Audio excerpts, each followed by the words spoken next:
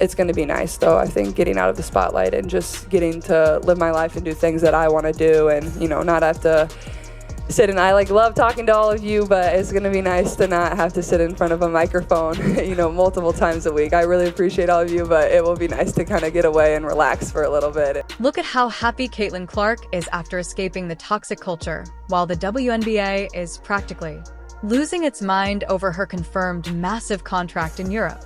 I keep getting notification in people commenting under my shorts videos that Caitlin Clark's gone. She's left the WNBA. What is going on? I don't believe that. What was once just a rumor is now cold hard fact, and it's got the league scrambling so much they even fired Christy Sides from the Indiana Fever. Christy Sides' time as the coach of the Indiana Fever is very likely coming to an end. It looks like they are trying to completely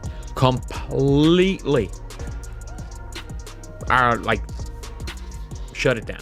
The chaos is real, and nothing seems to make sense anymore. With everything falling apart, there's really no reason for Caitlin to stick around. But what exactly are the details of her new European deal? What's going to happen with her Nike contract tied to the WNBA? And how will all the legal stuff play out? Let's break it all down. There are already so many players heading overseas to play during the off-season.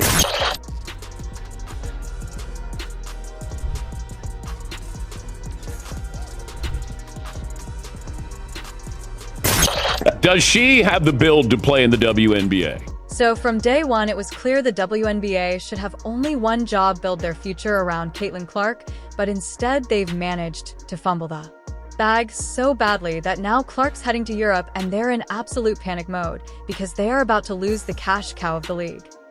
She's just not built for the physicality of this league. Yeah, and she's not quick enough to get away from the physicality. If you ask why, then let's talk about Caitlin's rookie season, because calling it amazing doesn't even begin to cover it. She wasn't just good, she was electrifying. Her three-point shots were hitting from another time zone, her court vision was ridiculous, and fans, they were showing up in droves, packed arenas. People are tuning in. Now, I'm not going to lie to you. I have not tuned in 1 second since Caitlin Clark was eliminated, but that's not unusual for record-breaking TV numbers. The Caitlin Clark effect was in full swing. She single-handedly gave the WNBA a much-needed spotlight, dragging them into relevance. Whether they were ready for it or not, she wasn't just some rookie. She was the rookie, the one that could have carried the league to new heights. And what did they do? Absolutely nothing to keep her happy.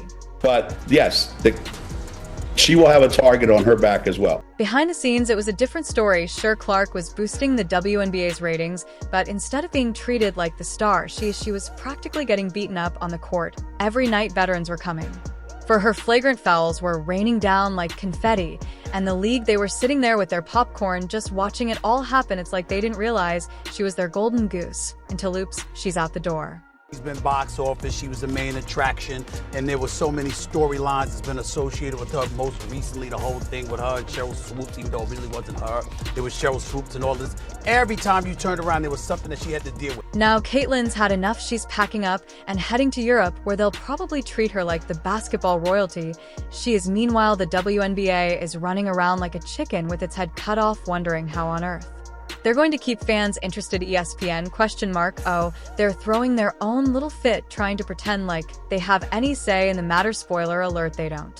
Get called for some technical fouls. She struggled with physical defense she's faced at the professional level and voiced frustration with the league's officiating, recently telling reporters, quote, "I feel like I'm getting hammered and everybody is physical with me, and opponents get away with things that other people don't get away with." That's what Caitlin Clark said. Clark's done with the disrespect, done with the lack of protection, and done with the WNBA think they could coast on her talent without actually supporting her. She's making power moves, and honestly, good for her. Let's not forget what she had to deal with during her time in the league. This wasn't your typical rookie roughing up. This was next-level brutality. Every game, it seemed like players were gunning for her, fouling her like it was a contact sport. The referees completely useless. There were times when it looked like Clark was getting tackled, and the refs just stood there like, what play on? No wonder. She started calling them out in interviews, saying she felt like she was getting hammered out there, and she wasn't exaggerating.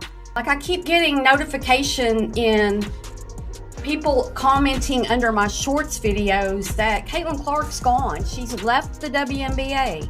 What is going on? Like, I don't believe that. Instead of stepping in to protect their brightest star, the WNBA let the jealousy of other players run wild. Veterans weren't mentoring Clark, they were taking shots at her literally. It wasn't about basketball anymore, it was personal.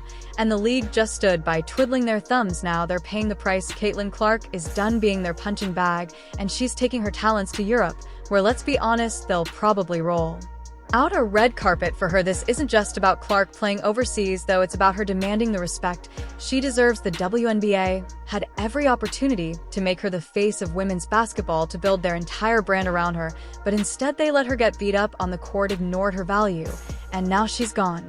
And now they're in chaos, trying to figure out how to keep people watching without their biggest star.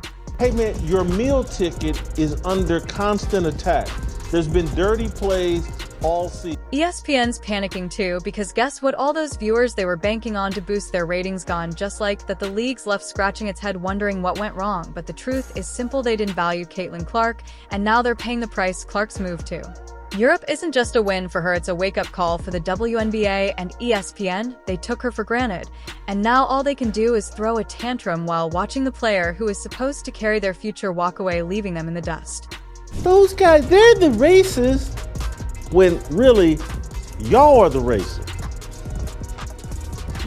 The people coming up with excuses to hate Caitlin Clark and the new fan base that she brought. ESPN was living the dream when Caitlin Clark burst onto the WNBA scene, and who could blame them the moment she stepped on that court? It was crystal clear this wasn't just another rookie, this was a game changer. ESPN saw dollar signs, future headlines, and a flood of new fans just waiting to jump on the Caitlin Clark train, so they went all in, hyping her up as the next big thing in women's basketball. And you know what? It worked. Clark's games, instant blockbusters, viewership numbers skyrocketed, and ESPN was riding that wave like it was the only show in town. She was their golden ticket, and they were loving every second of it.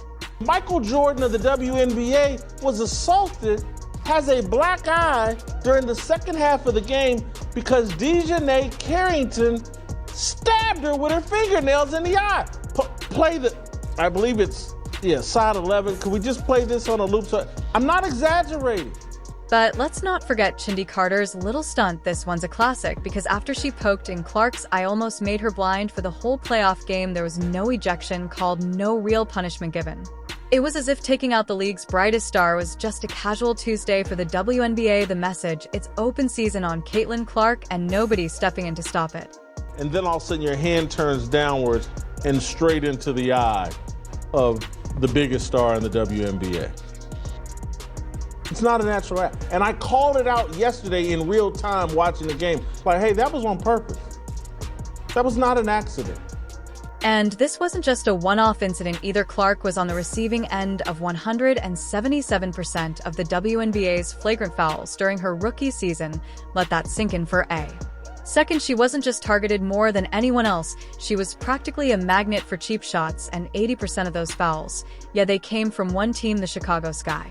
There's also a stat that came out a few weeks ago that said Caitlin Clark received 17% of the WNBA's flagrant fouls this season, and 80% of those flagrant fouls were committed by the Chicago Sky against Caitlin Clark. Now, this one that we see right here that I believe should have been a flagrant foul was not called that. So there have been cheap shots, there have been hard fouls, there have been other plays that haven't even been called flagrant fouls. Carter's shoulder check was just the start. Players like Diamond to Shields took it even further, running her over in a fit of frustration during a game where the score wasn't even close. Clark got knocked down game after game, and all the while ESPN stayed silent. No calling out the league, no pushing for better protection, just business as usual, milking Clark's popularity while she was out there getting slammed. Let her cook. Y'all stop being petty. Stop being catty, cause she like a double-edged sword. She couldn't tell left and right, and it's bothering y'all, and I see it. And the locker room dynamics were even worse. Clark wasn't just dealing with fouls and physical aggression on the court, she was dealing with a toxic atmosphere within the league itself. Veterans saw her as a newcomer who didn't deserve the attention she was getting, and instead of supporting her, they did everything they could to push her out. This wasn't the kind of environment where a star could thrive. Clark had become more of a liability in their eyes, a threat to the status quo rather than someone who could elevate the entire league. Your biggest star, your meal ticket, the reason why you have relevancy, just got stabbed and assaulted and nothing. The WNBA's failure to recognize Clark's value until it was too late is staggering. They had in their hands a player who outshined legends like Diana Taurasi and Sue Bird, not just in terms of talent, but also in terms of impact. Taurasi and Bird may be icons of the game, but neither of them drew the kind of attention or revenue that Clark did in just her rookie season. Yet despite all of this, the WNBA didn't do enough to protect her. They let her walk away, and now they're left to deal with the fallout. Every time you play rookies, you just want to fucking kill them. I've never experienced the racial comments from the Indiana Fever fan base. It's unacceptable, honestly. We've been professional throughout the whole entire thing. And Clark. Now that Clark's gone, ESPN's in full meltdown mode. They're scrambling, watching their viewership numbers nosedive without the one player who was drawing in all the fans before she announced her departure. WNBA games involving Clark pulled in nearly 2 million viewers, while the rest of the league barely scraped by with 400,000. That's not just a dip, that's a cliff dive, and ESPN knows that they're scrambling to figure out how to keep people watching, but without Clark, they're running out of tricks. What's worse is that ESPN knows they could have done more. They could have used their massive platform to call out the WNBA for letting their biggest star get beaten up night after night. They could have demanded better officiating, stricter penalties for the players going after Clark. But nope, they did nothing. They sat back, hyped up the drama, and kept counting the viewers rolling, and now they're left picking up the pieces, wishing they had done something while they had the chance. It doesn't matter who you are, what rookie you are, vets are coming at your neck because we're here to show you, like, this is a grown women's league and this is the best league in the world for a reason. So it doesn't matter who you are. I'll look back in 20 years and be like, yeah, the reason why we watching women's basketball is not just because of one person, it's because of me too, and I want y'all to realize that. Because Caitlin Clark was the WNBA's golden goose, the player who could have carried them into a new era of success. Instead, the league allowed petty rivalries, dirty play, and internal politics to push her out the door. And now, as they scramble to figure out what went wrong, the reality is clear. They let their best player walk away without putting up a fight, and they're going to feel the consequences for a long time to come.